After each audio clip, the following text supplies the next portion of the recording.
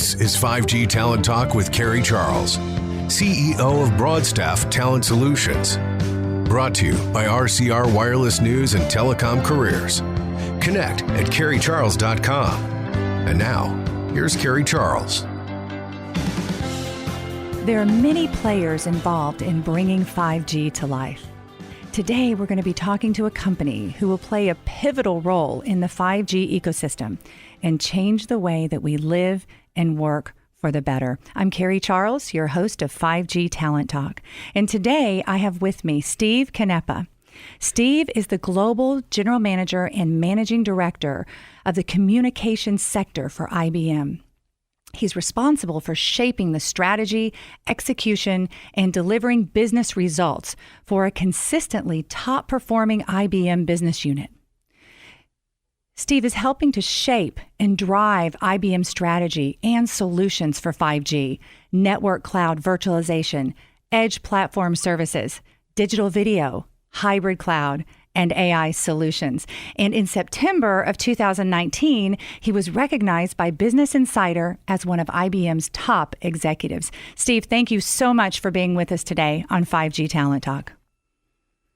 Kerry, it's great to be with you. So, Steve, what impact is 5G having on the telecom industry? What kind of transformation are we seeing now, and what will we see over the next few years? Yeah, it's a great question. 5G is, getting on all of our radars. We hear about it every single day. We're reading now how, different communication carriers are turning on their 5G networks in various marketplaces. There's all kinds of market reports that say, the impact that 5G is going to have over the next 10 to 15 years is going to be measured into trillions of dollars, both in the global economic development it's done, but specifically in the value that's going to be created in the communications infrastructure. In fact, I was just at CES about a week ago or so, and what was amazing to me is almost every device, every solution that was being demonstrated from companies from all different industries, the network was part of the solution. And in fact, they all were talking about moving from having products or services or offerings in the marketplace to providing experiences, and experiences to both their consumer customers, like all of us, on our mobile devices every single day, and to their business customers that are offering more value to their customers. So 5G is going to have this really invasive impact on businesses in all industries. And for the telecommunications industry specifically, it's really central to a fundamental transformation they're undertaking right now, because their objective is to take advantage of the core attributes of 5G so they can provide more higher value offerings in the marketplace, provide more compelling experiences to consumers in the way we work and live, as you said, and to help businesses provide better offerings to us as we go forward. So we're working every day with the telecommunications providers and helping them to think not just about the spectrum itself and the benefits of 5G, which we can talk about in a second, but how that's going to allow them to create a platform, an ecosystem capability where they can help businesses create new value for customers. So, Steve, we hear a lot about consumer use cases that 5G will bring to life. So tell us, how will 5G impact businesses? So there's three trends that are happening. So 5G is going to give us three key attributes, and this is kind of, what generates so much value. The first is incredible low latency, down to a few milliseconds. So you ask, why does that become really important? Well, think about going into a new solution area like car-to-car communications or autonomous driving, and the fact that you have to have split-second data communications between all those vehicles and between the core platforms. So low latency becomes key. The second is high fidelity. I just talked a second ago about experiences. Video generates a lot of data. So with the increased bandwidth that 5G brings, we can do things like infuse video into applications in all industries. Now, we already see this happening in a number of industries, but think of a manufacturing shop floor as an example where you want to make sure that all your employees are in safety zones and not getting into danger. You can monitor that with video combined with AI now and constantly know that your employee base is safe and working in the right areas. Just one quick example. So bandwidth and the ability to get those kinds of experiences and enhance the way that we operate today. And then the third one is all around quality of service or network slicing. And what this is about is dedicating bandwidth to a specific application. And here you could imagine whole new classes of capabilities coming to be. So think about a doctor that maybe is using a piece of robotics equipment to do a surgery. If that doctor knew for sure that they would have the bandwidth to do that surgery, they would no longer have to be in that same physical room with that piece of robotics. So those three attributes of 5G, think of them as kind of the building blocks to value: low latency, big bandwidth, and the ability to dedicate that bandwidth to use cases. So now businesses are working with the telecommunications providers on two other enabling capabilities. The first is the telco network itself is becoming a hybrid cloud platform, and that means it can run not just network services like voice or data or multimedia, but application services for businesses where you can link together that network capability with the business application. And then the other phenomenon that's happening in the marketplace is the emergence of edge computing. And what we're seeing is computing platforms move out closer to where the action is. Think about retailers with stores everywhere, or manufacturers with manufacturing plants, or even an offshore drilling rig. Think of that becoming an edge platform where with 5G connecting it then to a set of services, you could run a whole bunch of next-gen services. So with the 5G capabilities, the emergence of the telco network as a cloud platform, an open hybrid cloud platform, and then the emergence of edge, this is changing the work that enterprises are going to do in all different industries. So what role does IBM play in helping drive this transformation? And how is IBM working with the service providers and other enterprise to help bring 5G to life? That's a great question. We spend every day all over the globe working with all of the major telecommunications providers. In fact, you might have seen IBM acquired Red Hat last year, which has the market-leading open platform that the telecommunications providers are using to transform these network architectures. We're working with 120 telcos around the world. And the benefit that happens, in the past, a telco network was a fairly rigid fixed function service that was designed specifically to do one thing, voice really well or data really well. Now we're transitioning that from that engineering-based architecture to an integration-based architecture, which means it becomes a horizontal platform. It's open, it's secure, and it allows the telecommunications providers now to engage with enterprises of all different industries to bring them together onto that platform and begin to create new offerings.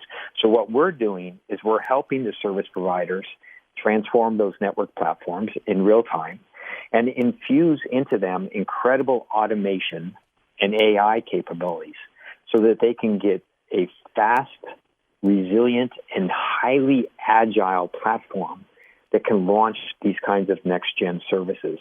And you'll see it show up in, basic services that we have today in voice and video. I'll give you an example that we're starting to see roll out, in stadiums as an example. With the 5G capability and the edge platform capability, sports leagues are now working on completely changing the experience that a fan might have in a stadium, just to give you one example. To do that, you have to have a platform that allows those applications to be loaded quickly, deployed efficiently, and then managed.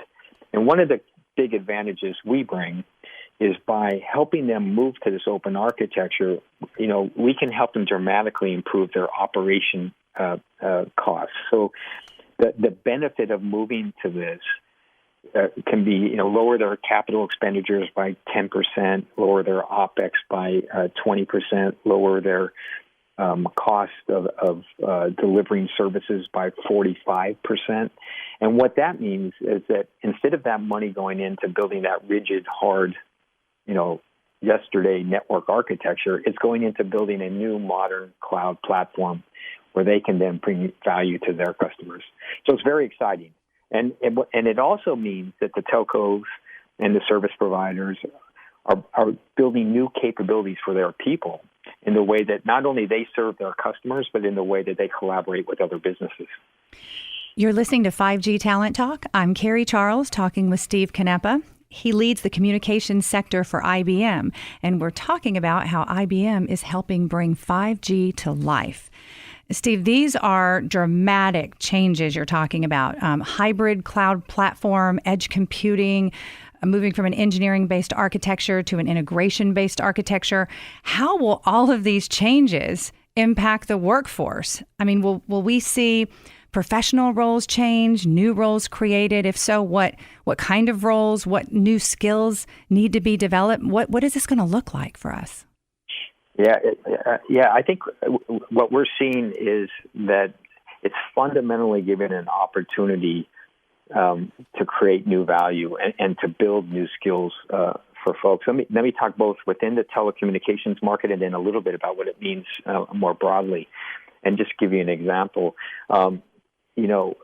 Take all of us have the experience of calling a call center, for our telecommunications provider or maybe our television provider. Today, those are often the same. And in that world, in the past, essentially you had a customer care organization that was tiered, and you were really only as effective as that specific agent that you were dealing with at any given time. This new kind of platform capability infused with AI. Just to give you one example, we've now got over 1 billion customers of our telcos around the world that can access our Watson platform through their customer engagement, through all channels, whether that's through chat or email or directly through voice. And that agent now has a platform that can answer those questions as efficiently as possible. And if it can't be resolved before it gets to the agent, even when it gets to the agent can now have Watson running there alongside him or her, and giving information to that agent in real time while that discussion is happening, because the AI platforms can understand voice language as well. And that agent then is able to give that customer the best experience possible. And a really interesting dynamic happens is that every agent then becomes as good as the very best agent. And the end result is customer satisfaction goes up, NPS scores go up, and you have a much more satisfied client base. And you also can seize the opportunity while you're in that dialogue with the client, if it's about an issue or a question they have, to also an opportunity to present new offers or new capabilities you have that might be really relevant to what that customer wants to have. So we're seeing the ability to infuse AI, as an example, into the functions inside a service provider, in customer care, in field network support, where we're able to make sure those field engineers are the very best they can be, into basically every function of the business, and therefore helping them essentially up their game in the way that they're providing service. This also then translates into a way that the telcos as service providers can collaborate with other businesses. And we're seeing, them work together. We just did some trials actually in Italy that had some really powerful results. And just to give you a couple examples, smart agriculture. So monitoring the quantity of agricultural products that are being produced in a certain, physical plot of land, and what kinds of soil conditions, air conditions, humidity, all of that able to be monitored now, but work hand in glove with, those farmers running that land to get the best output possible. Or in patient monitoring in medical, where, nurses and doctors are monitoring their patients, but now they have information, maybe it's video, IoT sensors, all available to them so that they can optimize the way that they're caring and treating and helping those patients improve it as much as possible. I can go on, but these are the kinds of ways that what we see happening is the platform enables collaboration, and that enables you to provide insights as a service to workers in all forms of different functions so that they can do their jobs better. So this change is just exponential. It kind of sounds like science fiction, but this is our reality. This is what's happening. Yeah, so. And it's very exciting and it's energizing, and we're going to see it obviously roll out over time, and there will be stages of deployments. One of the examples that I find most compelling is we've seen more recently the wildfires in Australia and the devastation that's happening. We know in the fall, it's unfortunately California now deals with fires. One of the solutions we're working on in the public sector, just to give you an example, is with this edge platform now with 5G, on Tuesday, everything could be fine, in a forest in Northern California. And on Wednesday, it could be very, very much less than fine with a fire raging. Well, an edge platform could come in that could immediately start to connect together local, state, federal agencies, private sector companies, all in the interest of fighting that fire. Immediately, a bunch of services could launch. Drones could be in the air, capturing video, bringing that down onto an edge platform and being analyzed with AI to see exactly how the fire's behaving. Topology maps that show the terrain could be injected. Our weather company data that could do microclimates or wind patterns could be added. All the IoT sensors in the area about maybe the moisture and the foliage. When all the people, the equipment, the vehicles show up on the scene, all of them instrumented so we know exactly where they are and how the fire's behaving and how it's likely to behave, and positioning all that equipment optimally to fight it. And then perhaps finally, like we announced just a few weeks ago with Samsung, the first responders themselves showing up with watches that are reading their vital signs. And so we know if they're in distress, or perhaps as importantly, if they're about to be in distress based on the models we've created on how the fire is going to, perform. And then all of that to save lives, to save property. And once the fire's out, that ecosystem that came to life can then go away and be ready for the next time it's needed. So it's really about taking advantage of those 5G capabilities I talked about, and then putting in the context of the way that services get offered, whether they're in the public sector or in the private sector.